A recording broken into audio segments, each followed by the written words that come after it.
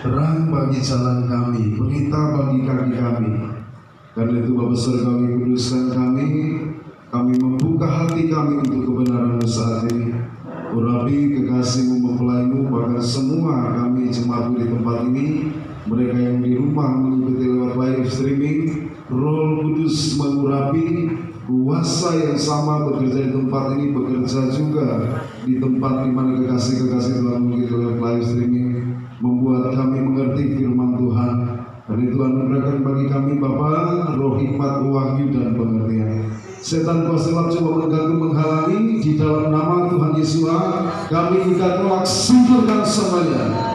Darah Yesus berkuasa, Roh Kudus memagari, membentengi kami semua. Terima kasih Tuhan, kami rindu kebenaran-Mu, nyatakan isi hati-Mu.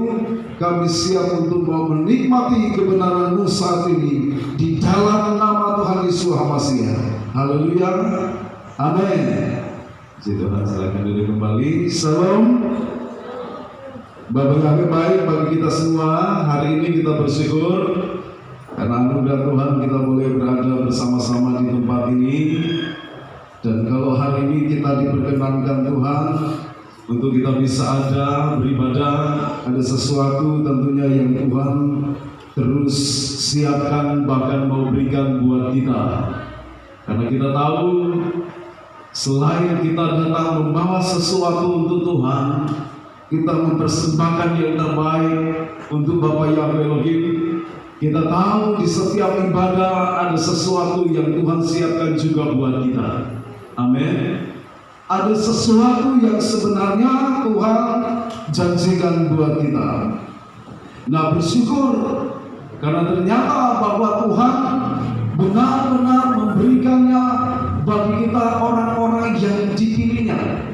Nah, hari ini kalau kita ada di tempat ini, kita kenal Tuhan, kita bertobat dari kehidupan yang lama, kita serahkan hidup semuanya untuk Tuhan, menyenangkan Tuhan. Saudara dan saya termasuk orang-orang pilihan Tuhan. Amin. Nah, oleh karena itu saudara yang kekasih dalam Tuhan, kita akan membaca firman Tuhan. Saya mengajak kita semua baca di dalam kitab Yohanes pasal yang ke-15. Satu ayat saja saudara. Kita akan membaca ayat yang ke-16. Yohanes pasal yang ke-15. Mari kita membaca ayat 16. Kita bangkit berdiri sama-sama. Kita akan membaca firman Tuhan ini secara bersama-sama. Yohanes 15 ayat 16. Kalau sudah dapat kita baca bersama-sama.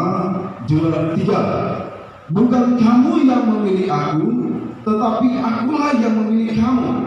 Dan aku telah menetapkan kamu supaya kamu pergi dan menghasilkan buah, dan buahmu itu tetap, supaya apa yang kamu minta kepada Bapa dalam namaku diberikannya kepadamu. Katakan amin. Nah, puji Tuhan, hari ini kita akan bicara atau merenungkan sama-sama firman Tuhan ini. Apa yang Tuhan mau kita pelajari dari firman Tuhan ini? Seperti yang dikatakan dalam pembacaan kita tadi, Yesus sendiri berkata kepada murid-muridnya, bukan kamu yang memilih aku, tetapi aku yang memilih kamu. Nah, saudara, menarik sekali, saudara, ada sesuatu yang ajaib yang sebenarnya banyak orang tidak sadari. Bahkan mungkin banyak orang tidak pernah memikirkan hal itu. Ada sesuatu yang luar biasa yang dinamakan yang dalam namanya pilihan Tuhan.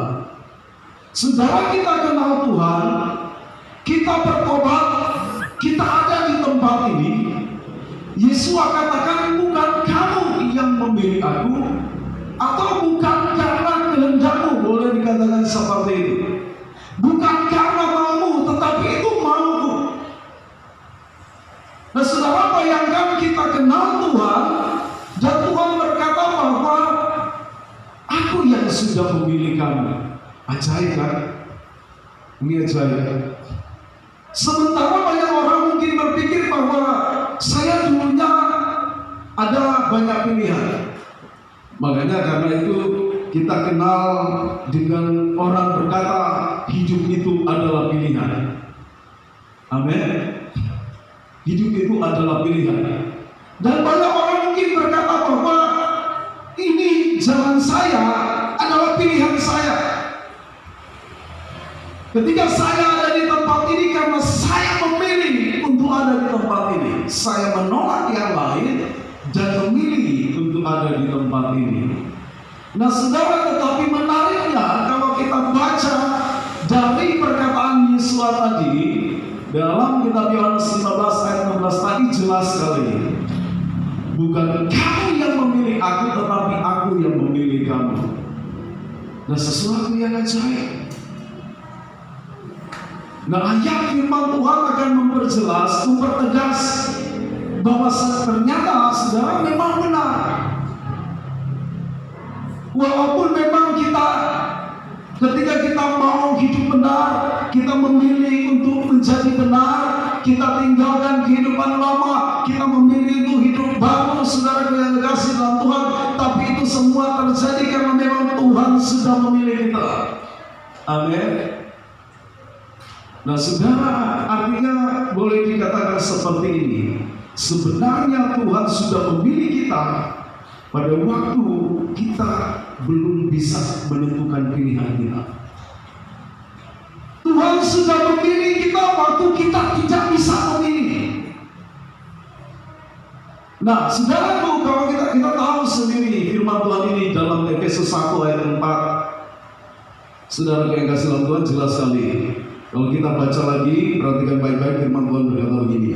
Sebab di dalam Elohim, di dalam Dia, Elohim telah memilih kita sebelum dunia dijadikan, supaya kita kudus dan tak bercacat di hadapan-Nya. Nah kalau kita baca ayat ini, sungguh kita akan terheran-heran.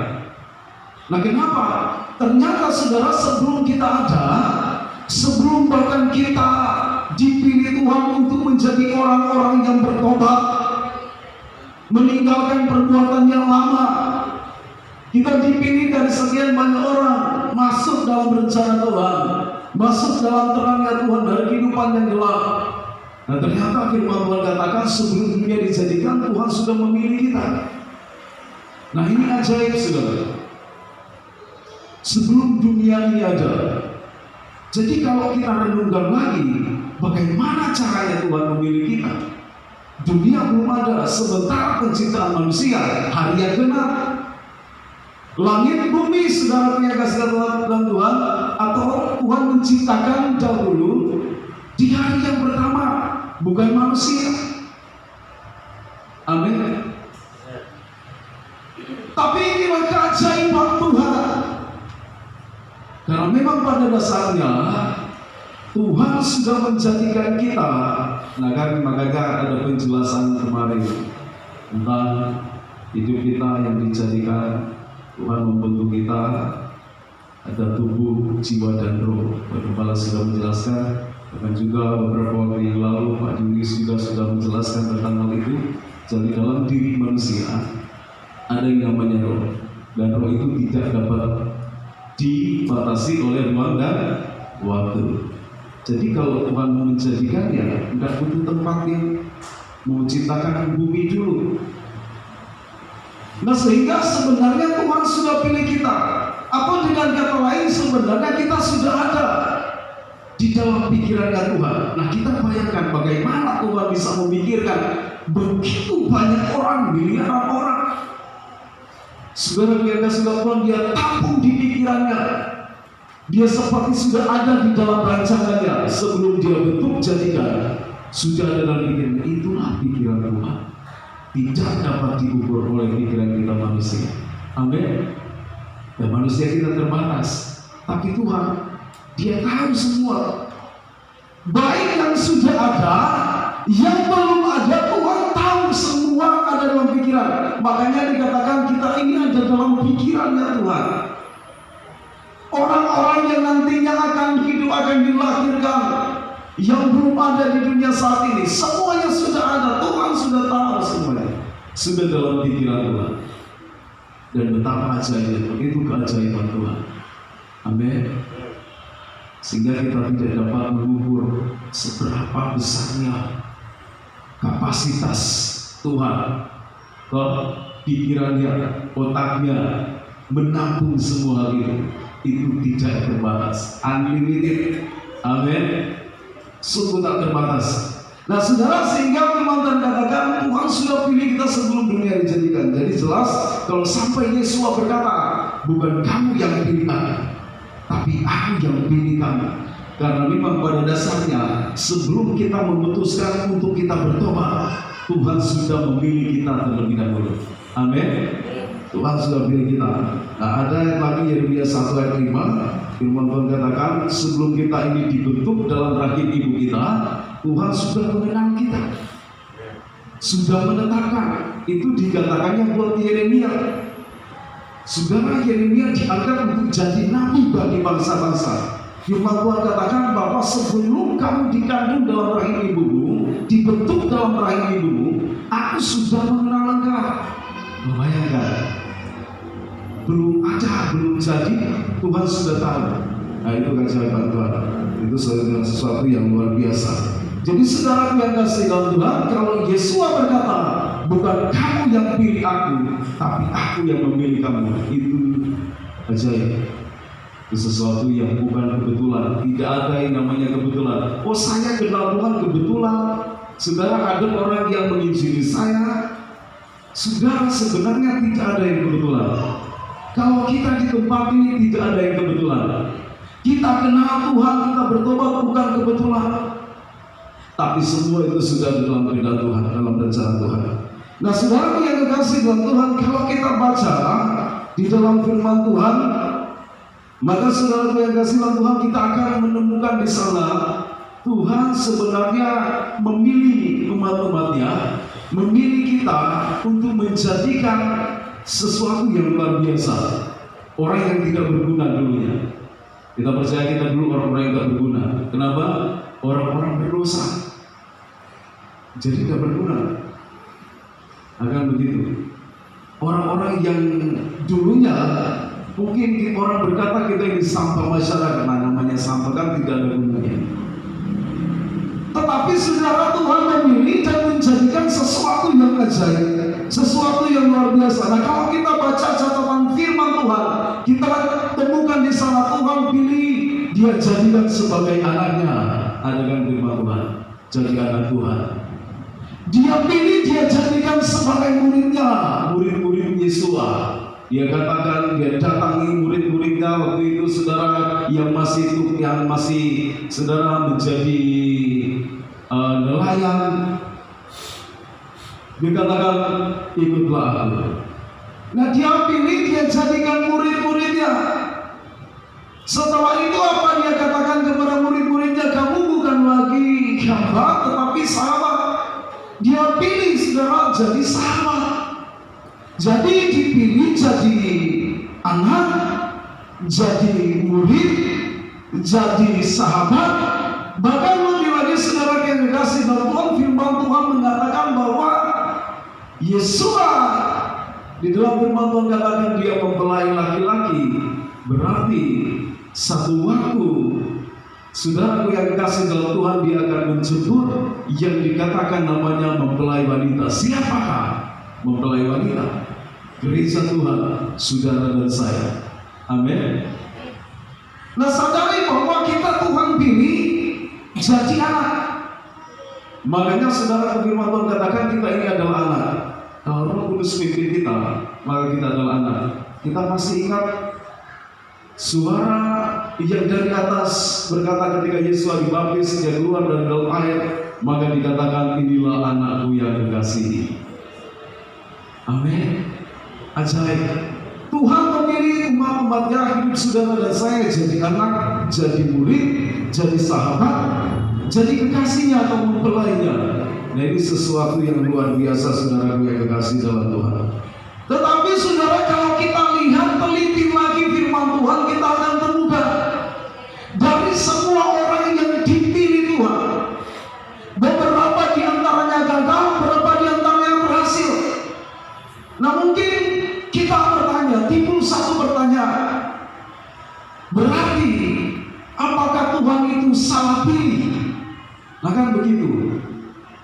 Kenapa sudah Tuhan yang memilih tapi kok bisa gagal? Tuhan yang sendiri yang pilih. Saudara,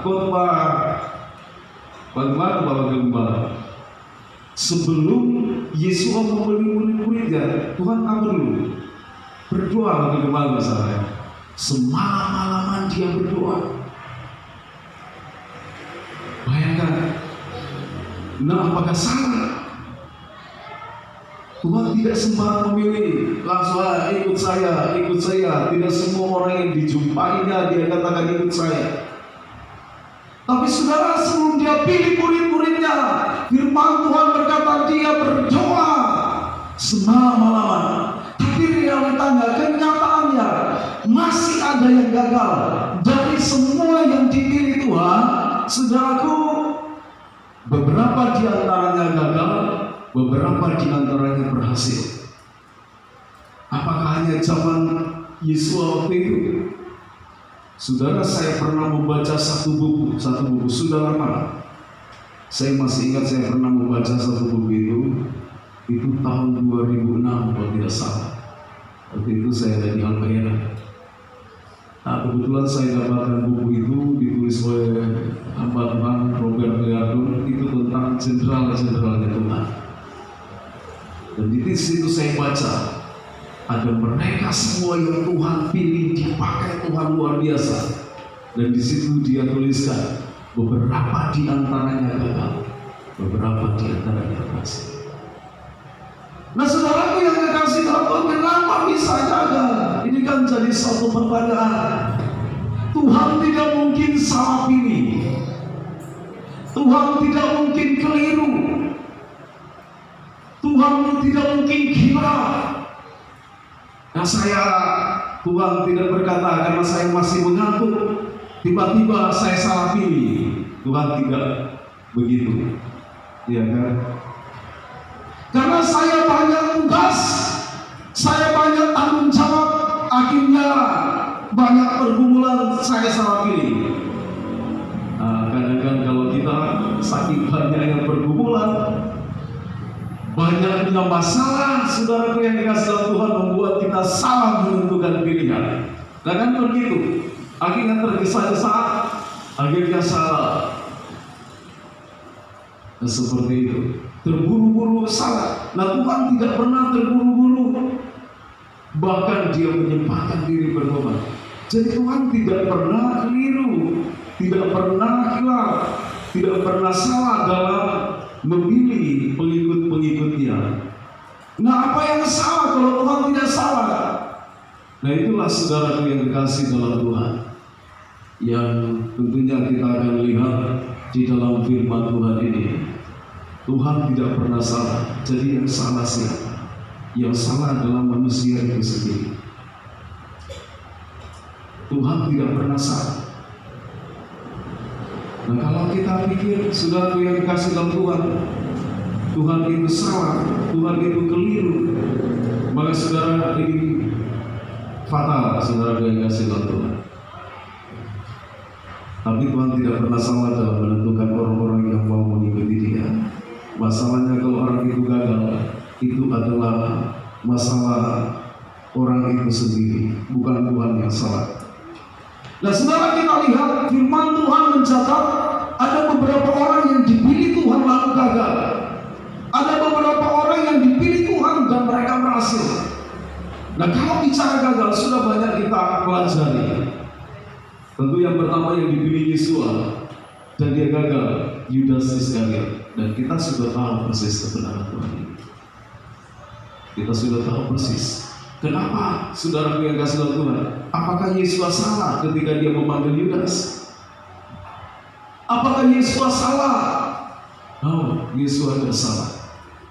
Ketika dia memilih murid-muridnya, dia tidak salah. Saudara yang kasih dalam Tuhan, tapi yang salah tentu Yudas sendiri.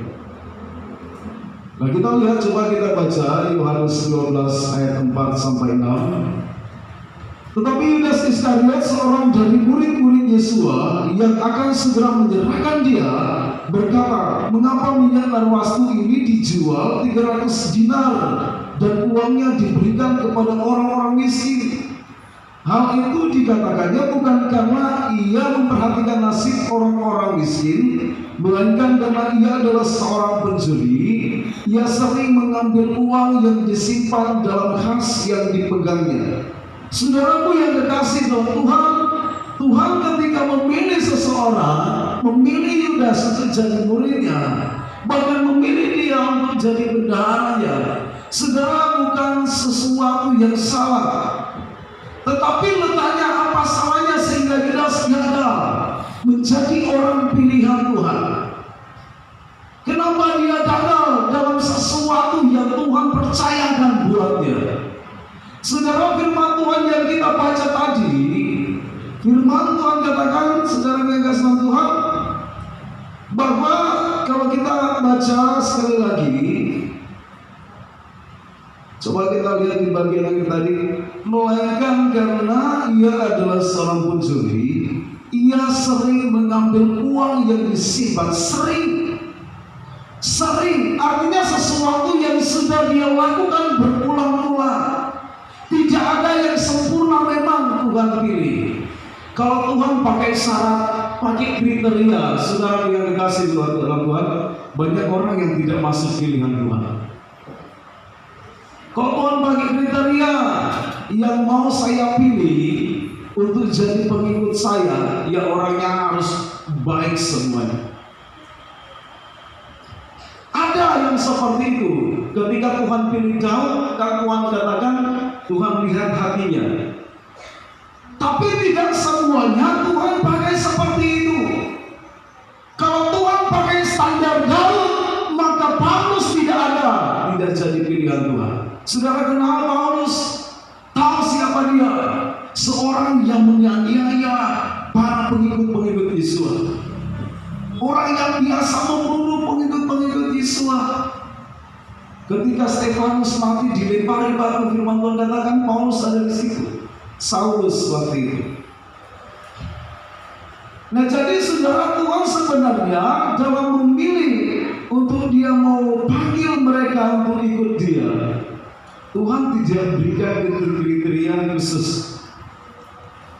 Nah, makanya saudara, kalau kita lihat, bisa saja Yudas waktu itu sudah tentu mungkin wataknya, kebiasaannya, orangnya, ya seperti itu. Ketika dia dipilih, dia masih tetap seperti itu. Nah, kita masalahkan siapa? Ya Tuhan, Engkau yang salah. Kenapa orang seperti itu harus dipilih? Saudara, seperti saya katakan, Tuhan tidak salah, tetapi Yudas yang tidak pernah mau, bahkan saudara yang tidak mau menggunakan setiap kesempatan yang Tuhan beri tentunya dalam hidupnya. Tentu Tuhan memberi setiap orang yang berdosa itu kesempatan. Amin. Bukankah Tuhan juga memberi banyak kesempatan buat kita?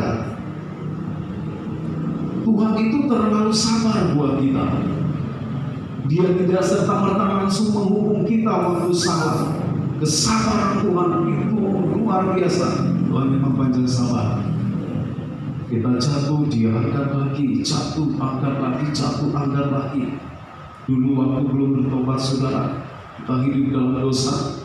Banyak kesaksian kita, kenapa kita mengalami sesuatu yang membahayakan tetapi kita tidak mati, begitu kan? Kesaksian Pak Gembala dulu, hal-hal yang sebenarnya mencelakakan kita, tapi tidak, mengapa tidak terjadi sesuatu yang bahaya? Karena memang Tuhan selalu memberi kita kesempatan. Sampai kita sudah bertobat, kita sudah kenal Tuhan, jatuh, kita salah, Tuhan angkat lagi, Tuhan angkat lagi, selalu diberi kesempatan oleh Tuhan. Nah, Yudas tidak pernah menggunakan kesempatan ini. Dia orang yang tidak mau berubah. Nah, kita lihat lagi, saudara, selanjutnya Yohanes 13 ayat 2. Mereka sedang makan bersama dan iblis atau setan telah membisikkan rencana dalam hati Yudas Iskariot anak Simon untuk mengkhianati dia. Bahayanya orang yang tidak mau berubah, orang yang selalu diberi kesempatan dan tidak mau mengambil kesempatan itu, menyia-nyiakan setiap kesempatan yang Tuhan beri pada waktu, pada saat yang tertentu. Iblis akan datang, setan akan datang membisikkan sesuatu. yang membuat dia akan benar-benar terhilang. Saudara, orang yang tidak mau berubah, orang yang tetap mau mempertahankan kehidupannya yang lama, yang walaupun sudah disadarkan, sudah diingatkan, tapi tidak mau sadar, tidak mau mengerti, tidak mau menerima. Kelak saudara, ketika setan membisikkan, menyatakan sesuatu, orang ini benar-benar akan terhilang. Dan itu yang terjadi kepada Yudas. Makanya bersyukur kita kalau kita sering kali ditegur oleh Tuhan. Amin. Kalau sering kali saudara mempelai berbicara menasihati kita, karena Tuhan tidak mau kita jadi sama seperti Yudas, sia-siakan setiap kesempatan. Nah saudaraku yang kasih nonton selanjutnya, coba kita lihat lagi Yohanes 13 ayat 8.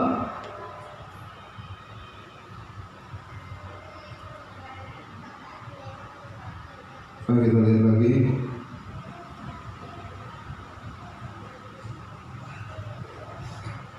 Saya sama catatannya di sini.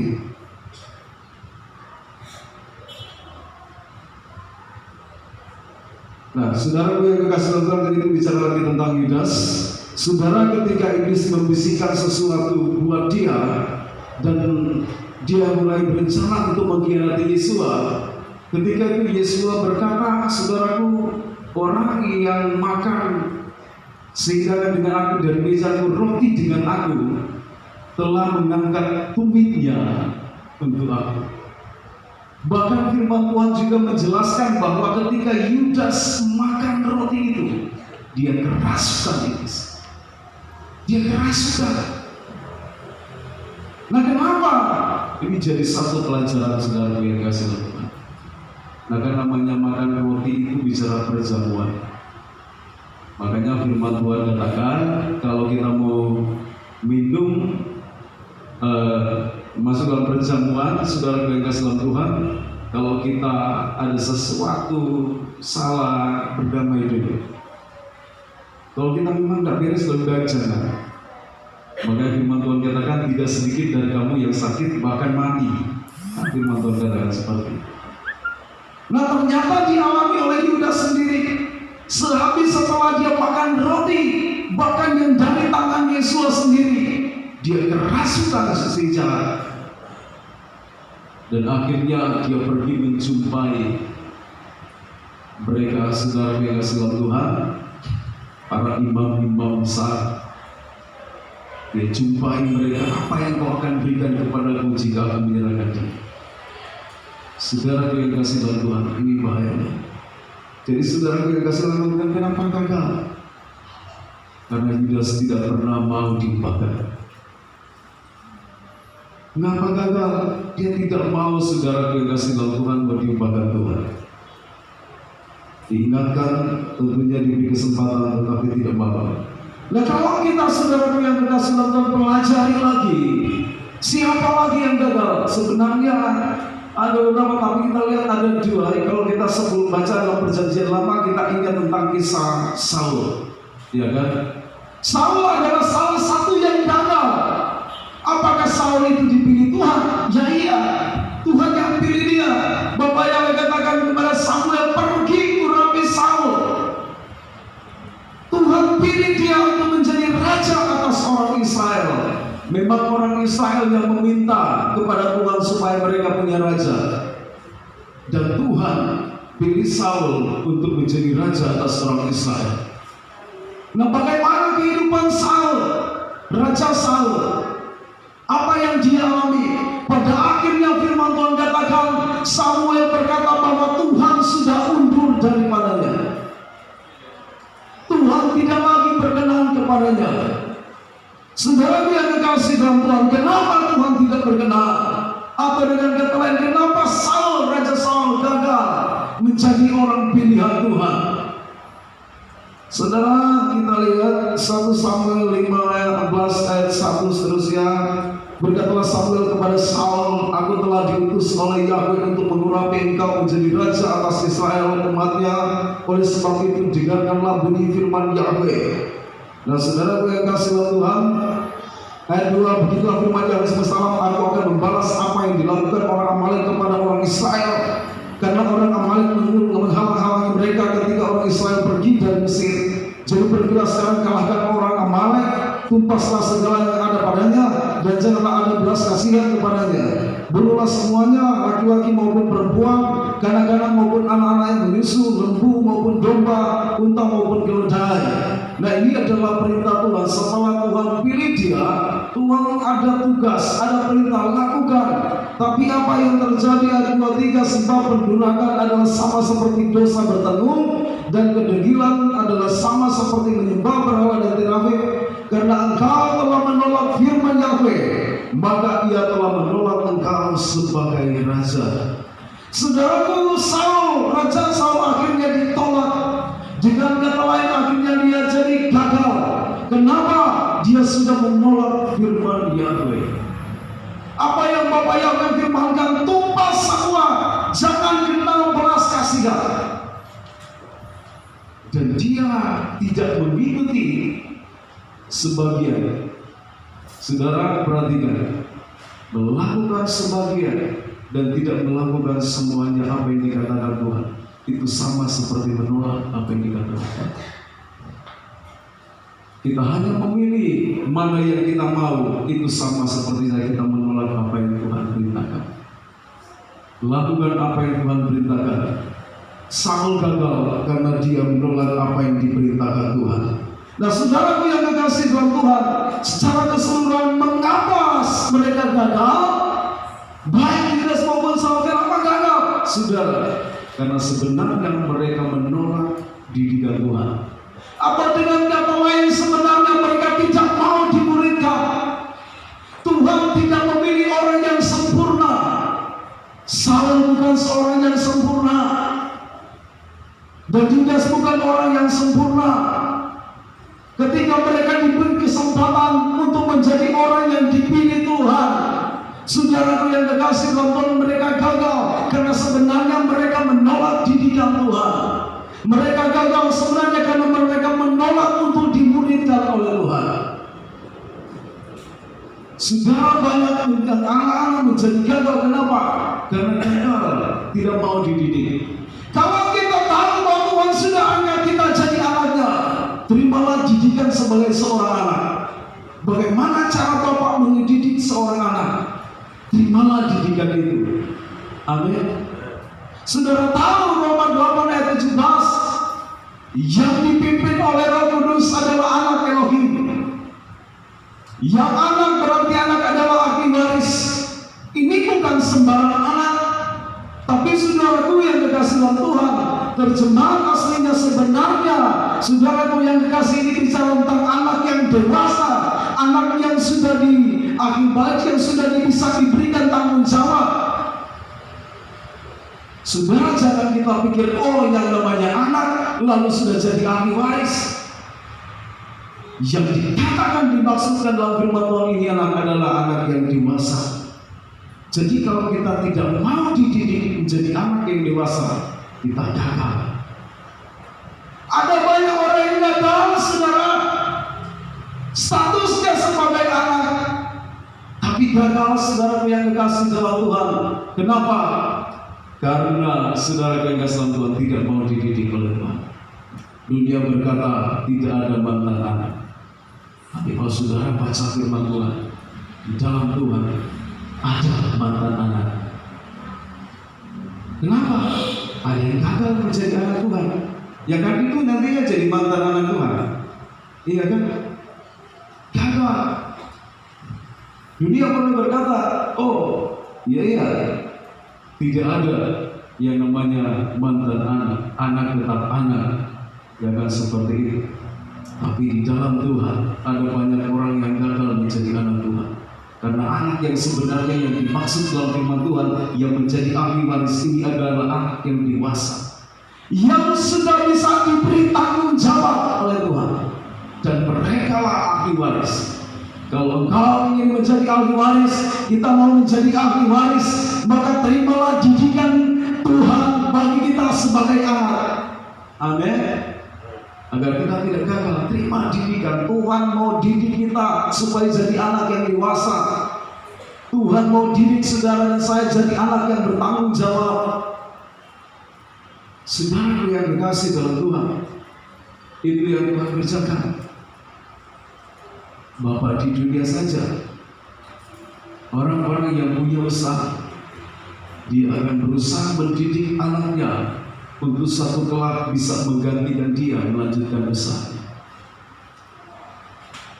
Karena ada banyak yang terjadi, saudara yang kasih dalam Tuhan, ketika tidak benar-benar disiapkan dididik, usaha yang sudah dibangun bapaknya orang tuanya, begitu lama ia sudah maju, akhirnya hancur, habis. Kenapa?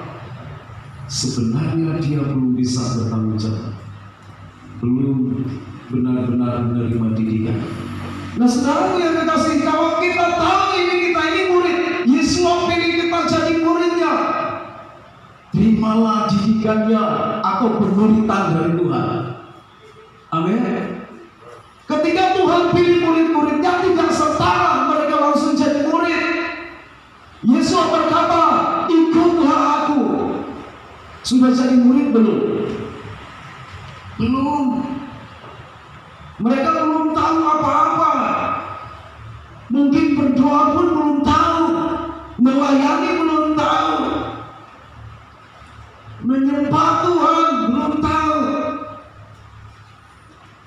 Saudara yang dikasih dalam Tuhan, belum dimuridkan. Sudah lama ikut Tuhan pun, saudara yang dikasih dalam Tuhan, belum sepenuhnya betul-betul jadi murid. Buktinya di mana, saudara? Ketika Yesus akan diserahkan menjelang kematiannya, kita tahu murid-muridnya lari. Petrus sendiri menyangkali Yesus, belum betul-betul jadi murid. Saudara yang kasih Tuhan, kalau kita tahu Tuhan panggil kita jadi murid, terimalah didikan dia sebagai seorang murid. Amin. Tuhan mau mendidik kita sebagai seorang murid, agar kita jadi muridnya. Dan satu kelak, saudara yang dikasih, akan dikatakan apa? Kamu bukan lagi hamba, tapi kamu adalah sahabat. Kenapa? Tuhan tidak serta-merta sampai di situ. Ada sesuatu yang lebih yang dia mau ajarkan. Pengajarannya bukan hanya sekedar menjadikan kita murid Tuhan, tetapi pengajarannya, didikannya menjadikan kita sahabat-sahabatnya. Amin. Sesuatu yang ajaib, Tuhan katakan, karena aku sudah memberitahukan kepadamu apa yang aku dengar dari Bapakku. Rahasia Tuhan diberitahukan. Murid-murid waktu itu belum tahu, belum mengerti. Sudah dikatakan murid, tetapi masih ada sebelumnya yang belum lengkap. Dikatakan sahabat ketika Tuhan katakan, aku memberitahu apa yang mendengar dari Bapakku. Sesuatu yang jadi rahasia Tuhan. Untuk menjadi sahabat-sahabat Tuhan ternyata tidak langsung seperti ini. Harus lewati dulu yang namanya didikan Tuhan. Amin. Nah, saudara, bahkan firman Tuhan katakan jadi mempelai Yesus. Saudara tahu jadi mempelai Yesus, apakah dipilih langsung jadi mempelai? Saudara, orang boleh berkata saya mempelai Yesus, tapi yang akan menentukan dia seorang mempelai nantinya yang akan dijemput, yang akan bersama-sama dengan Yesus adalah Yesus sendiri. Tentunya dengan cara bagaimana dia mempersiapkan orang itu menjadi seorang mempelai, dihiasi begitu rupa. Kalau saudara baca kitab Yeskiel, baca kitab Esther, tentang Esther jadi ratu, bagaimana prosesnya. Saudara, Esther itu direndam dalam wangian itu 6 bulan pertama, 2 kali kalau tidak salah. Direndam dalam wangian supaya jadi apa? Jadi wangi.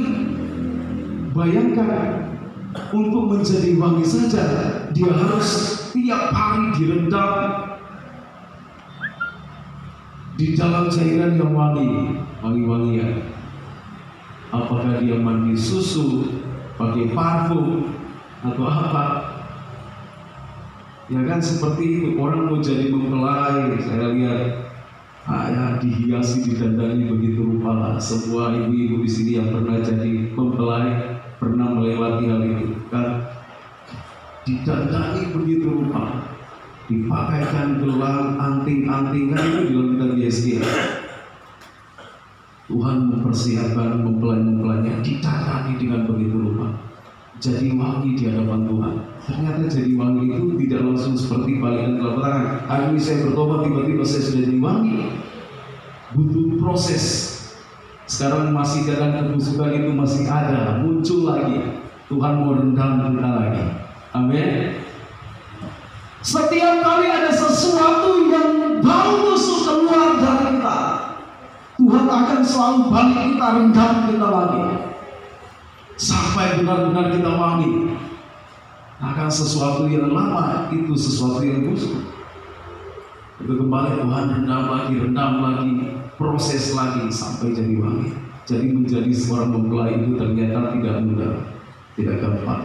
Jadi tapi intinya di sini supaya kita tidak gagal jadi anak Tuhan, jadi muridnya, sahabatnya, kekasihnya atau mempelainya, ikuti didikan, dengarkan didikan Tuhan, ajaran Tuhan, mau diajar oleh Tuhan. Amin. Kalau kita buka kitab Amsal, saudara, ada banyak sekali. Satu ayat saja saya bacakan, saudara, kekasih Tuhan, atau 2 ayat. Amsal 5 ayat 23. Ia mati karena tidak menerima didikan, dan karena kebodohannya yang besar ia tersesat. Jadi kalau orang tidak mau terima didikan, akhirnya mati. Mati tentunya mati bukan menguntungkan, tapi mati sia-sia. Tapi orang menerima didikan, firman Tuhan katakan Amsal 4:13, berpeganglah pada didikan, janganlah melepaskannya, peliharalah dia, karena dialah hidupmu. Jadi jelas sekali saudara yang dikasih dalam Tuhan, bahwa kalau kita tidak mau gagal, terima didikan Tuhan. Amin. Terima didikannya. Kalau dia mau membuat kita jadi anaknya, terima didikannya sebagai anaknya. Seorang anak itu, saudara yang kasih dalam Tuhan, bahkan saudara firman Tuhan katakan jangan harus gunakan cambuk untuk mendidik anak supaya dia tidak salah. Nah, saudara, kalau mau jadi murid tentunya harus mau dimuridkan. Kita harus terima pengajaran untuk jadi murid, menjadi sahabat, menjadi mempelai Yesus. Nah, saudara, kita lihat yang tidak gagal, kita tahu. Kalau tadi bicara beberapa di antaranya gagal dan kenapa mereka gagal, saudaraku, yang tidak gagal kita tahu. Yang pertama siapa? Daud. Seorang yang tidak gagal akhir hidupnya, saudaraku yang kasih Tuhan, kita tahu bagaimana kisahnya, apa yang dia lakukan. Daud bukan seorang yang bukan pernah melewati yang namanya kegagalan. Daud bukan seorang yang tidak melewati yang namanya kejatuhan. Tapi kenapa dia tidak gagal padahal dia sering jatuh? Pernah saya sampaikan di sini, pernah ada seseorang hamba Tuhan, dia meneliti, baca artikel semua, baca buku-buku, baca semua tentang profil tentang Daud, selidiki dalam kitab suci. Akhirnya dia ngambil kesimpulan bahwa Daud ini orang yang berdiri sebanyak kali ia jatuh. Artinya Daud ini bukan hanya 1 kali, 2 kali dia jatuh, banyak kali. Tetapi saudaraku yang dikasih nonton, kalau akhir hidupnya dia dikatakan tidak gagal, saudaraku yang dikasih dalam Tuhan, maka sebenarnya ini sesuatu yang luar biasa. Dia orang yang mau dididik Tuhan, dia orang yang mau diajari Tuhan. Buktinya di mana? Ketika dia salah, Tuhan pakai, Bapak Yahweh pakai, saudara, nabinya Nathanael kalau tidak salah, ya kan? Nabi Nathan. Nah, disampaikan peringatan, ditegur. Daud menyesali dosanya. Dia tahu dia salah. Dia tahu dia sudah jatuh. Akhirnya dia bangkit lagi. Nah, dia mau dididik oleh Tuhan. Nah, itu Daud. Nah, yang selanjutnya saudaraku, murid-murid Yesus yang lainnya. Kita tidak akan selidiki satu persatu lagi, tapi coba kita lihat selain Yudas, 11 muridnya yang lain, bahkan salah satu juga pengganti Yudas, Matias kalau nggak salah. Saudaraku, firman Tuhan berkata bahwa mereka menjadi orang yang luar biasa sampai akhir hidup mereka, yang tetap mempertahankan iman mereka sampai akhir hidup mereka.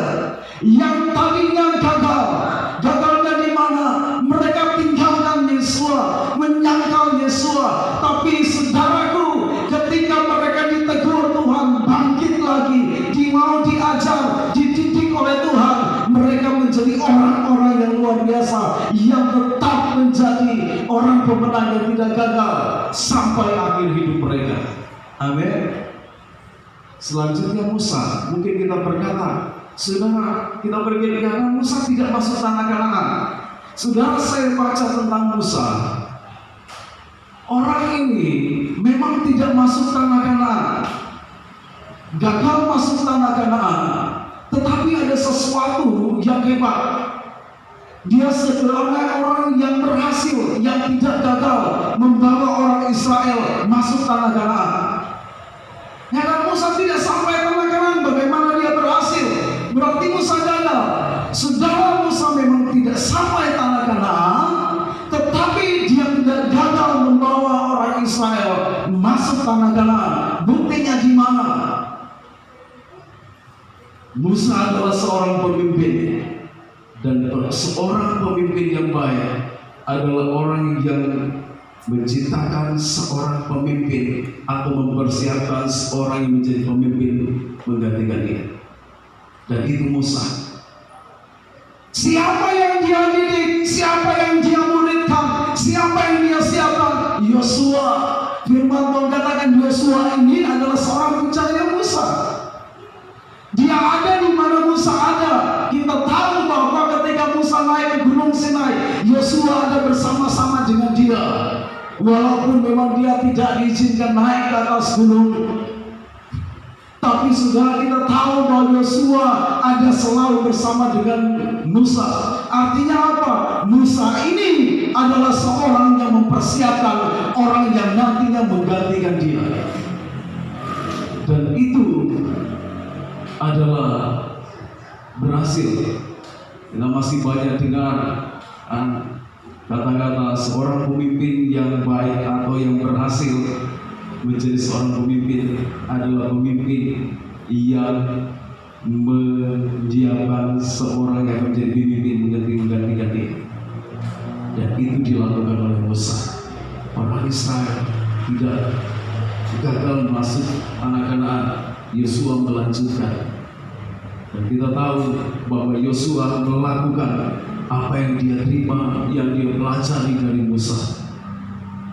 Nah saudara, makanya kita tidak temukan bahwa saudara akhirnya Musa ini mengalami hal-hal yang sebelumnya seperti yang dialami oleh orang-orang yang gagal, yang dialami Yudas, yang dialami Saul.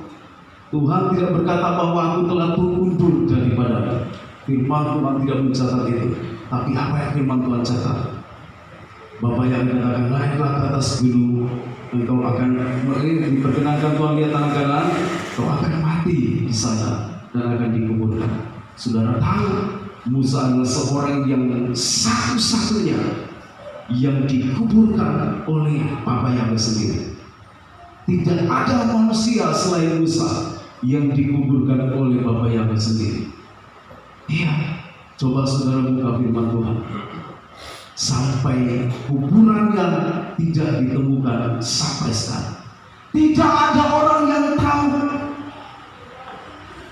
Nah, apakah Musa orang yang gagal sehingga penghargaan Tuhan begitu luar biasa buat dia? Orang yang gagal tidak pernah menerima penghargaan. Saudara tanya orang-orang yang bekerja di perusahaan, kalau gagal lalu terima penghargaan. Saudara tanya orang-orang yang bahkan saudara berjuang untuk negara ini, orang yang gagal lalu menerima penghargaan. Tidak ada. Semua mereka yang dikatakan berhasil, mereka menerima penghargaan dari negara. Dan Musa menerima suatu kehormatan dari Bapa Yahweh sendiri. Dia dikubur Tuhan secara langsung. Bukan manusia, bukan bangsa Israel, bukan Yosua. Yosua bahkan tidak tahu. Bujangnya sendiri orang yang bersama-sama dengan dia tidak tahu bahkan Musa akan mati. Dikuburkan di mana? Tapi saya tahu bahwa Yosua pasti mengerti waktu itu ketika dia menunggu Musa dan Musa tidak muncul-muncul. Tetapi pasti Tuhan sudah berbicara buat dia. Amin. Makanya Tuhan tidak berkata, Yosua tidak berkata kepada Bapak Yahweh, mana Tuhan saya?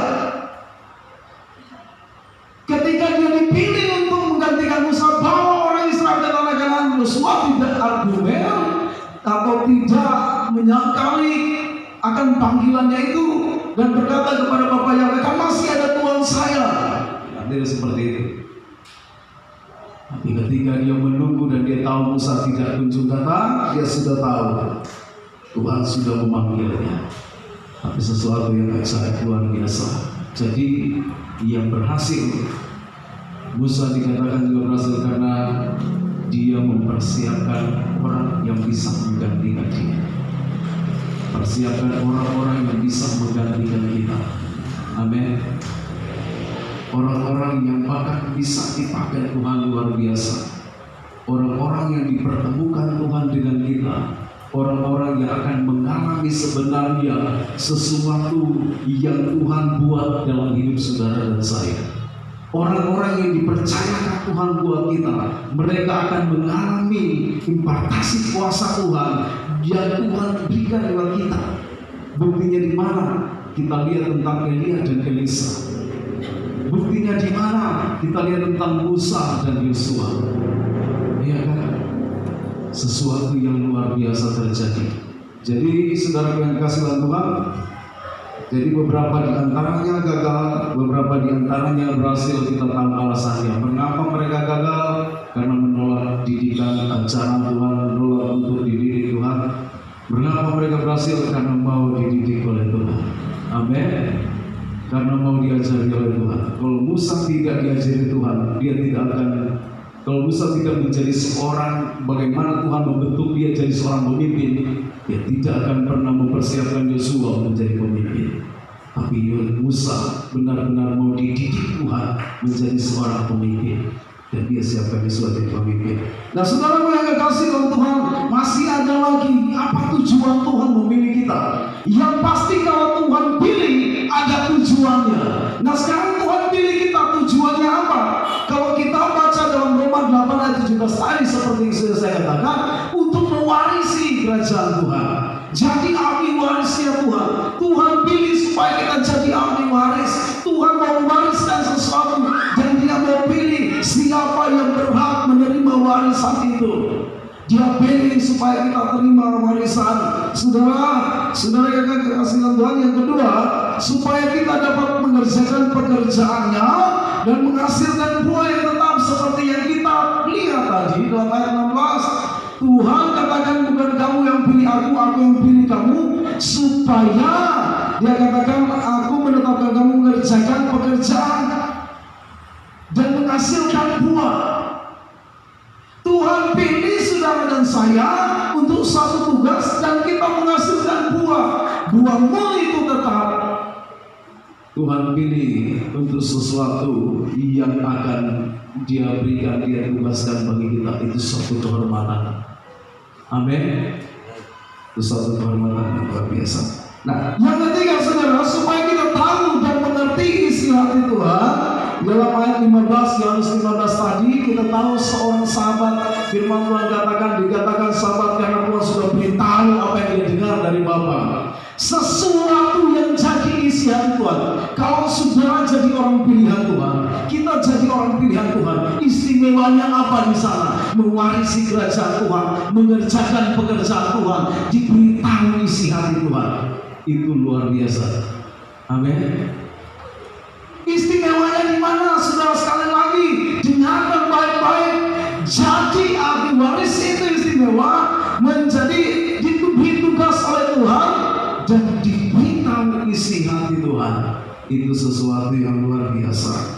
Saudara, tujuannya apa? Saudara yang kasih Tuhan, supaya jadi kudus dan tak bercacat di hadapan Tuhan. Nah, tujuan Tuhan pilih itu. Efesus tadi pasal yang pertama ayat yang keempat, supaya kita kudus dan tak bercacat di hadapan Tuhan. Supaya kita ini layak. Dengan kata lain, Tuhan pilih itu sama seperti dipisahkan. Artinya kalau Tuhan pilih, Dia akan selalu memisahkan kita dari semua yang tidak baik, supaya kita ini kudus dan tak bercacat di hadapan Tuhan.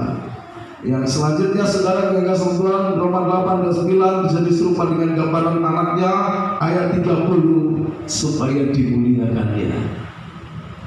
Nah, sekarang saudaraku, sebagai orang-orang pilihan Tuhan, apa yang harus kita buat supaya kita tidak gagal, tapi kita berhasil? Mari kita lihat satu ayat, 2 Petrus 1 ayat yang ke-10. 2 Petrus 1 ayat yang ke-10, firman Tuhan demikian. Karena itu saudara-saudaraku, berusaha sungguh-sungguh supaya panggilan dan pilihanmu makin teguh. Sebab jikalau kamu melakukannya, kamu tidak akan pernah tersandung. Berusaha sungguh-sungguh supaya apa? Panggilan dan pilihanmu itu makin teguh. Amin. Apa yang harus kita lakukan saat ini? Berusahalah sungguh-sungguh. Karena firman Tuhan katakan, dipanggil, dipilih, dan yang setia. Orang yang berusaha menjadi supaya panggilan dan pilihan Tuhan dalam hidupnya makin teguh.